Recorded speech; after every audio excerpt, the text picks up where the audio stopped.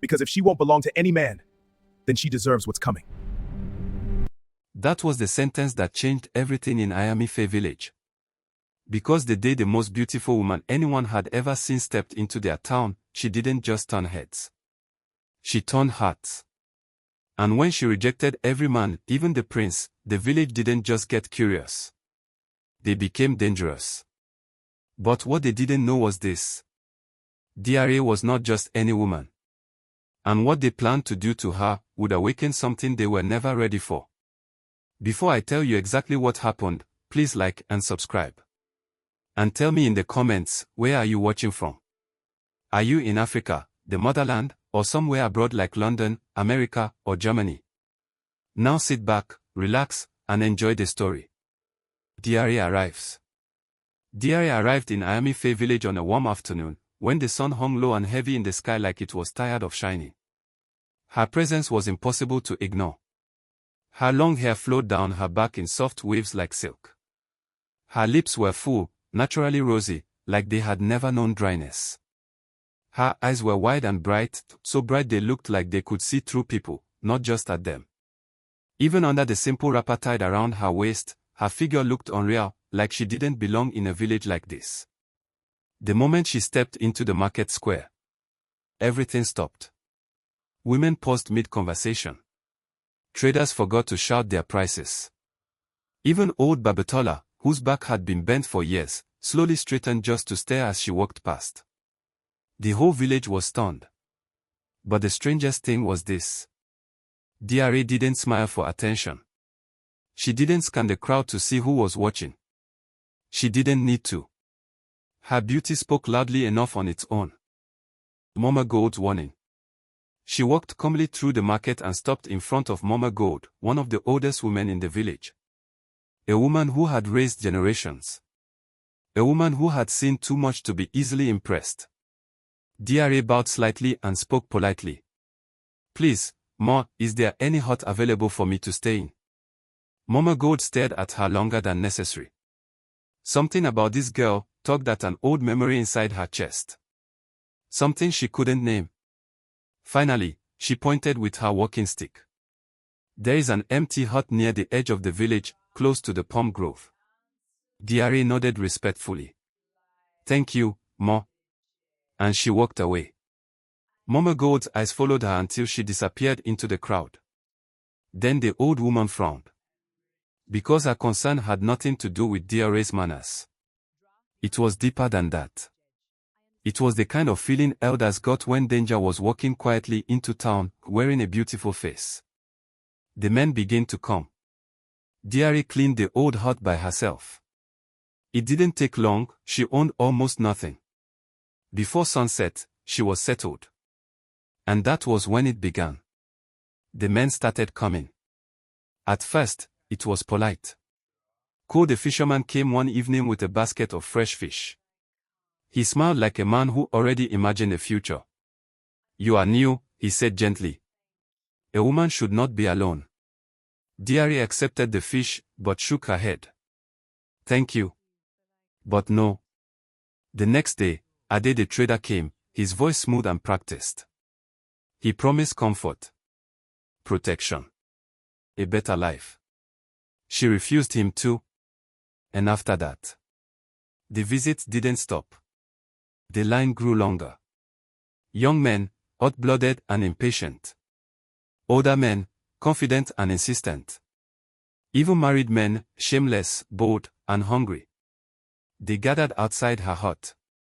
They waited for her by the river.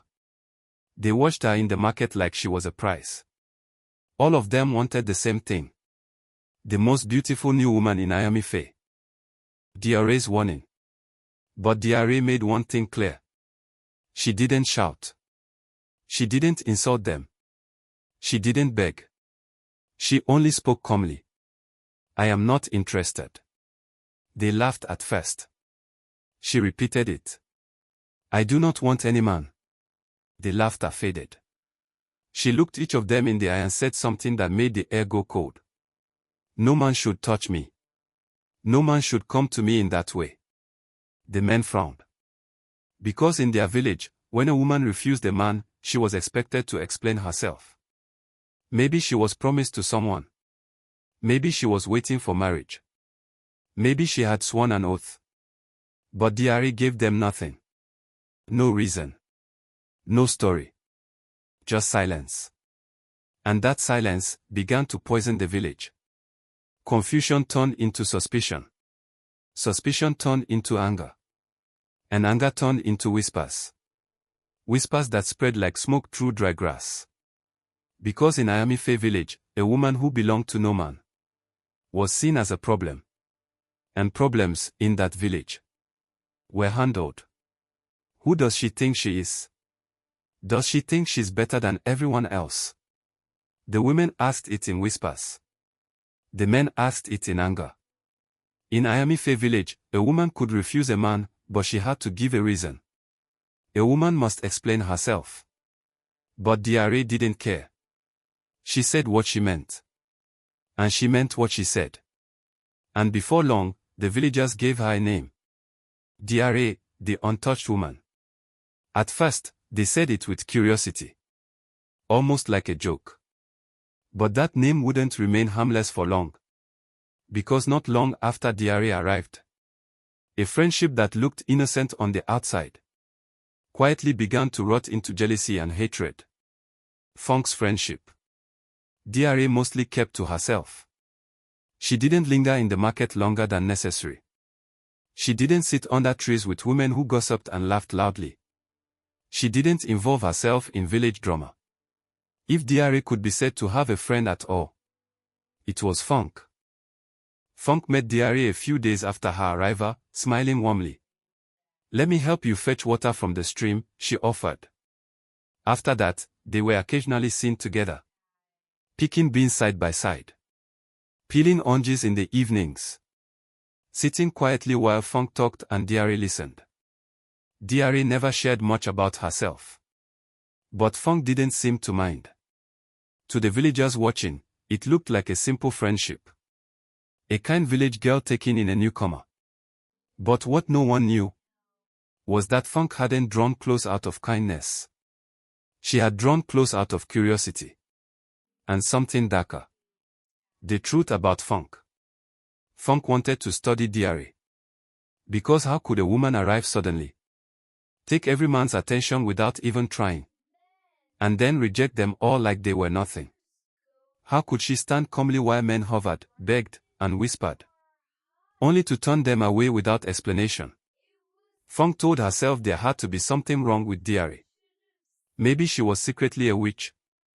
Maybe she had a hidden flaw. Maybe she was pretending to be pure while hiding something shameful. So Funk watched her closely. But days passed. Then weeks. And Funk saw nothing. Diare behaved like any other woman. She walked. She bathed. She cooked. She slept. She even laughed softly at small things. There was no sign of witchcraft. No deformity. No secret fear. And that was what made Funk's anger worse. Because if nothing was wrong with Diare, then the problem wasn't a secret. The problem was a choice. Diare was choosing this. She was choosing to stand above them. The prince's humiliation. One afternoon, Funk and Diare were returning from the stream. They were halfway down the narrow path when a voice called out, "You there?" They turned. And there stood Prince Deji beneath a tree. He was dressed simply, but his presence alone made the air feel heavier. Funk's heart jumped.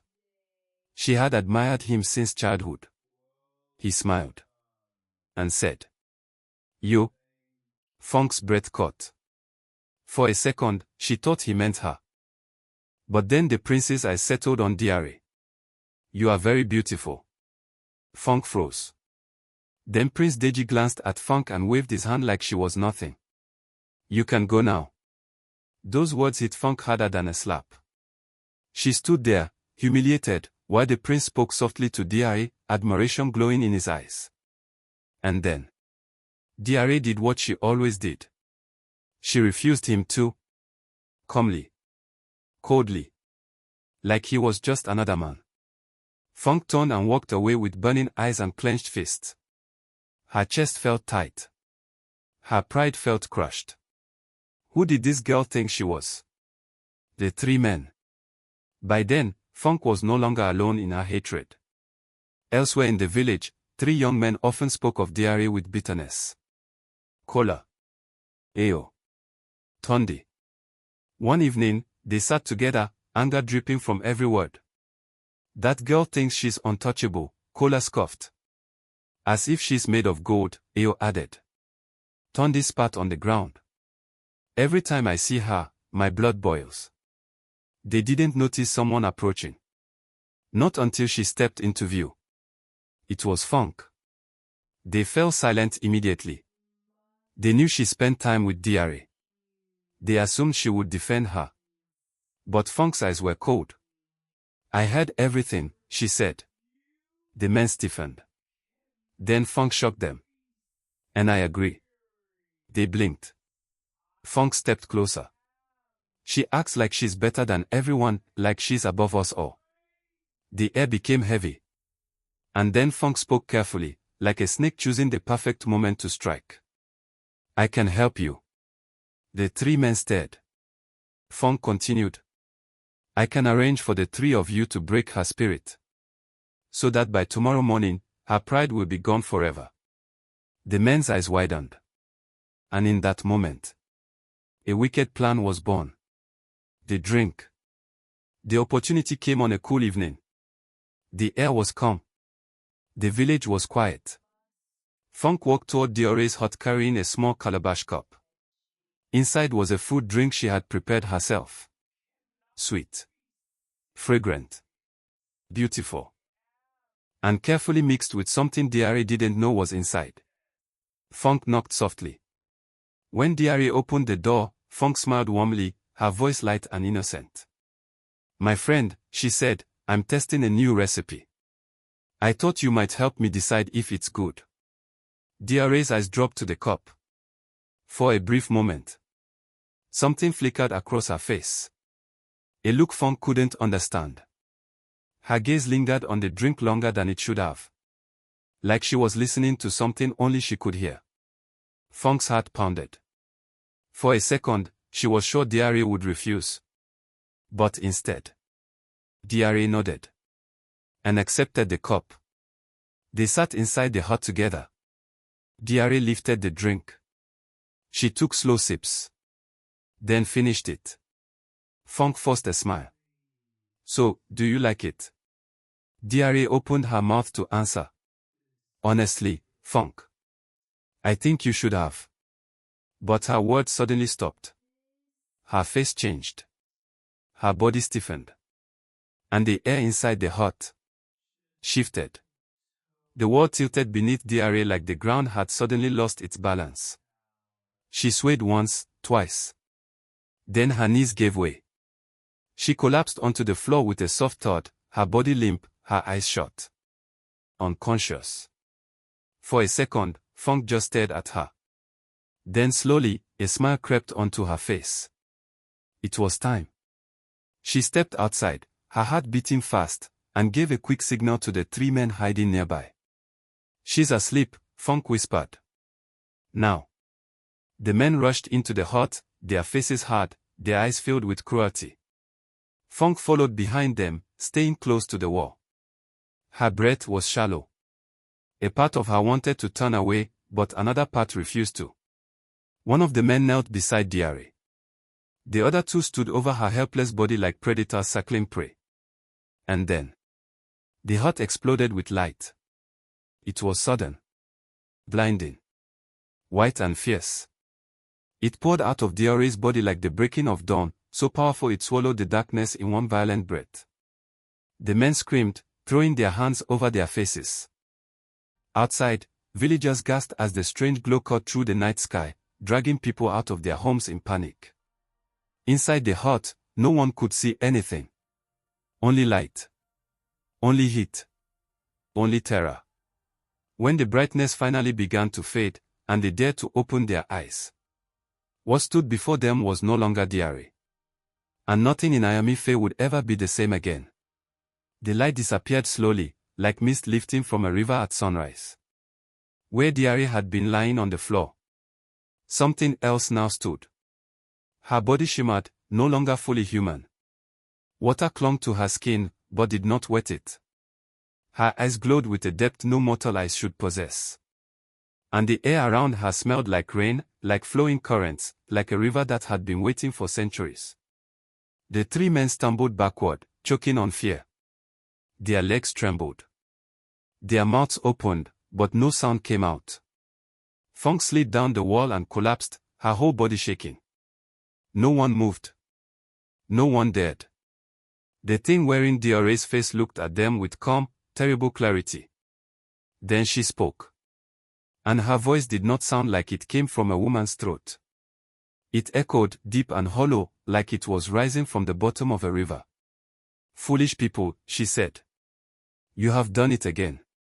You have repeated the darkness of your past." They stood frozen.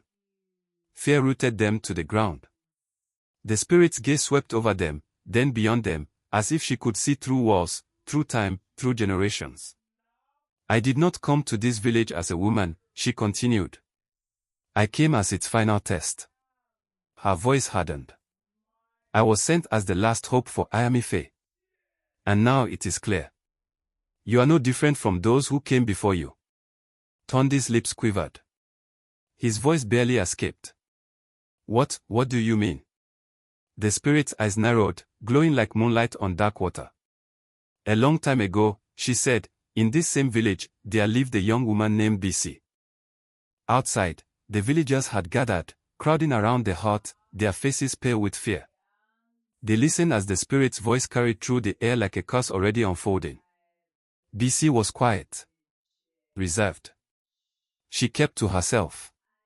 She asked only to be left alone. The spirit's voice grew colder. And for that, you hated her. You called her proud. You said she thought she was better than everyone." The men swallowed. Fong's breathing turned uneven. The spirit continued, her words sharp as stones. "Three men committed a great evil against her. And one woman helped them." Fong's breath hitched. The men's eyes widened. The villagers outside murmured in horror. And when they were done, the spirit said, "They cast her body into the river." A wave of shock moved through the crowd. Some people covered their mouths. Others stepped back like the story itself could touch them. But the spirit did not stop. "The river remembers," she said. "The river sees what the land tries to forget." Her voice deepened. The river goddess heard BC's cries. Then her tone changed, almost like thunder rolling in the distance. "But revenge is not granted easily, not even to the innocent." The spirit's eyes burned brighter. The goddess saw BC had been wrong. Yet she also saw that the village had not fully rotted at the time. So the goddess did not destroy Ayami Faye immediately. Instead, she waited. She allowed years to pass. She allowed generations to be born, to grow, and to forget the blood in their history. But the goddess made a decision. If the evil that killed BC died with that generation, the spirit said, the village would be spared. The silence fell so heavy it felt like the air had stopped moving. Then the spirit spoke again, slow and final. "But if Ayami Faye ever again tried to harm a woman simply because she chose to be alone, then the village would pay for both the past and the present." Fong's eyes filled with tears, but her body was too frozen to move. The spirit lifted her hand slightly. And the air became thick, heavy, like water pressing down on lungs. "Hear the curse clearly." The villagers outside trembled. "From this night onward, this village will know suffering. The land will refuse your seeds. Crops will rot before harvest. Insects will swarm your farms. The river will shrink and turn bitter. Sickness will enter the bodies of your men and women alike." Crying rose outside the hut. Some villagers fell to their knees. Others begged under their breath. But the spirit's voice remained calm. "Merciless. This curse will not be lifted," she said, "until the descendants of those who committed that atrocity willingly offer themselves to the river as sacrifice." Fong stumbled forward, shaking her head wildly. No, she cried, her voice breaking. That makes no sense. We were not there. We didn't do anything back then. The spirit turned to her slowly. And Fong felt her soul shrink. But your ancestors were. The spirit's gaze sharpened like a blade. You four were moments away from committing the same abomination. You believed you had the right to destroy a woman. Simply because she refused you. Her voice dropped, cold and final. You are the direct descendant of the men and the woman who destroyed BC. The truth struck like thunder. Fong's knees buckled. The men's faces turned ghost white. Your great-grandfathers were the men. And your great-grandmother was the woman who helped them. Fong collapsed completely, sobbing. The spirit stepped closer, her eyes glowing like deep waters. You did not learn. You repeated history almost exactly. Then she spoke the last warning. And because of that, the river demands you. Her gaze moved beyond them toward the village. Refuse, and this curse will consume Miami Faith for generations. Accept, and the land may yet be spared. She paused. And her voice became darker. And no one should dare use the water from the river. The instant you touch it, your life will end. And then. The spirit vanished. Just like that. No smoke. No wind. No footsteps. One moment she was there. And the next moment the hut was empty. Outside, the villagers cried openly. Some screamed. Some fell flat on the ground. Mama Gold stood among them, her old eyes wide with understanding at last. Memories long buried rose in her mind like something crawling up from deep water. A girl lost to the river. A crime nobody spoke of. A story nobody dared to remember. Mama Gold shook her head slowly. And the river flowed on. Waiting. Just as the spirit had said. The curse fell upon Miami Faith. The land hardened. Seeds refused to grow. Crops withered before harvest, turning black and bitter. Strange illnesses spread from hut to hut. Young people grew weak. Old people struggled for breath. The stream that once fed the village shrank until only cracked mud remained, splitting under the sun like broken skin. The village suffered. They tried to survive by borrowing food and water from neighboring villages. They carried empty bowls and calabashes for long distances, begging for help. But once the story spread, doors closed. No one wanted Miami Faith's fate to touch their homes. Soon the village was completely alone. Thirsty. Starving. Sick. And drowning in fear. Desperation filled the air like smoke. Under the old mango tree, the elders gathered. Their faces looked older than they should have. One elder spoke, his voice shaking. We have tried to avoid it. But the spirits have spoken. The curse will not lift unless the sacrifice is made. Another elder spoke softly, almost pleading. The river spirit was clear. They must go willingly. We cannot force them. Silence followed. Because there was no other solution left. Meanwhile, Funk, Kola, Ao, and Tondi lived in torment. From the night the spirit vanished. Sleep abandoned them. Whenever they closed their eyes, they saw visions they could not escape. BC's suffering played again and again like a punishment written inside their minds. They saw her fear. They saw her pain. They saw their ancestors committing the very act they themselves had been seconds away from repeating. Morning brought no relief. Neither did night. The villagers stared at them with disgust. They whispered when they passed. They pointed at them. They cursed them under their breath. They couldn't step outside their huts without feeling the weight of the village's hatred crushing them. And eventually, the torment became unbearable. One afternoon, when the elders gathered again beneath the mango tree, the four approached. They did not beg. They did not argue. They did not fight. Funk's voice was low and empty. We are ready. At the riverbank, the entire village gathered. Funk, Kola, Ao, and Tondi stood before the water. They did not tremble. They did not cry. Fear had already finished its work on them. What remained was guilt. And a deep disgust with themselves. In hushed voices, they whispered, "Please forgive us." Then they stepped into the river. The water closed over them calmly. Almost gently. Like it had been waiting. And almost immediately, dark clouds gathered overhead. Rain poured from the sky, heavy and relentless. The cracked earth drank greedily. Dry streams swelled. Water returned. Life returned. The curse was broken. Villagers lifted their faces to the sky, mouths open to catch the rain. Children danced barefoot in the mud. Elders wept openly, relief and sorrow tangled together in their tears. But Ayamife never returned to what it once was. Because the village carried its lesson forward.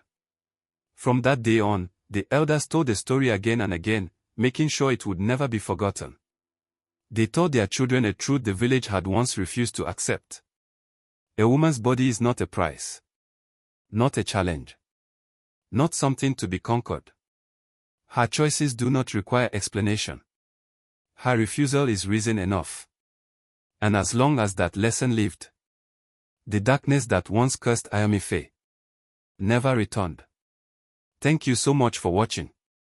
If you enjoyed this story and you want to see more, don't forget to subscribe to the channel.